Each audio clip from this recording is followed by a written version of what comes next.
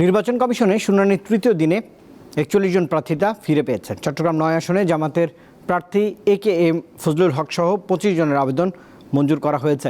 এরা ইসির বিরুদ্ধে পক্ষপাতিত্বের অভিযোগ করেছেন। আর প্রার্থিতা ফেরত পেয়ে অনেকেই রিটার্নিং কর্মকর্তা রদবদলের দাবি জানিয়েছেন।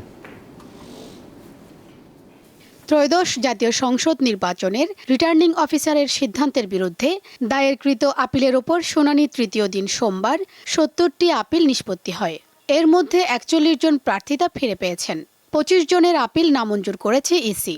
এ নিয়ে ৩ দিনে ১৫১টি আপিল মঞ্জুর হয়, নামঞ্জুর হয় ৪৭টি, স্থগিত আছে ১৩টি।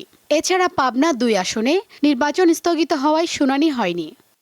সোমবার শুনানির শুরুতেই দ্বৈত নাগরিকত্বের জন্য চট্টগ্রাম ৯ আসনের জামায়াত প্রার্থী AKM ফজলুল হকের আপিল নামঞ্জুর করে ইসি। কাউকে আপনি অ্যাকসেপ্ট করবেন, কাউকে করবেন না, তাহলে এটা তো লেভেল প্লেইং ফিল্ড হলো না, জাস্টিস ফর সবার জন্য সেম হলো না। এটা মানে এই জন্যই আমাদের প্রতিবাদ। যদি কাউকে না করতো তাহলে আমার কোনো অবজেকশন ছিল না। যেহেতু একটা মেজর পলিটিক্যাল পার্টি নাই এই ইলেকশনে, উচিত দেওয়া ছিল, ওনাকে অ্যালাউ করা উচিত ছিল। তারপরে ইলেকশন কমিশন তাদের বিবেচনা হয়তো করেনি। আমরা এই বিষয়টা চ্যালেঞ্জ করে অবশ্যই উচ্চ আদালতে যাব। প্রার্থিতা ফেরত পেয়ে নির্বাচন কমিশন সংস্কার ও মাঠ পর্যায়ে নির্বাচনী কর্মকর্তা পরিবর্তনের দাবি জানান কেউ কেউ। মাঠ পর্যায়ে নির্বাচন কর্মকর্তা না, ইউনোরা নির্বাচন কন্ডাক্ট করতেছে, ডিসিরা নির্বাচন কন্ডাক্ট করতেছে, এবং তারা তাদের যে গত সরকারের যে অপকর্ম এইটাকে ঢাকার জন্যে ইনকামবেন্ট গভর্নমেন্ট যারা হইতে পারে বলে তাদের মনে হইতেছে, তাদেরকে হাসিনার চাইতে বেশি সেবা দিয়ে এই সরকারের অধীনে থাকার জন্যে এবং গুডবুকে থাকার জন্য চেষ্টা করতেছে। গত ৩ দিনের শুনানিতে জাতীয় পার্টির ২১ জন প্রার্থিতা ফিরে পেয়েছেন।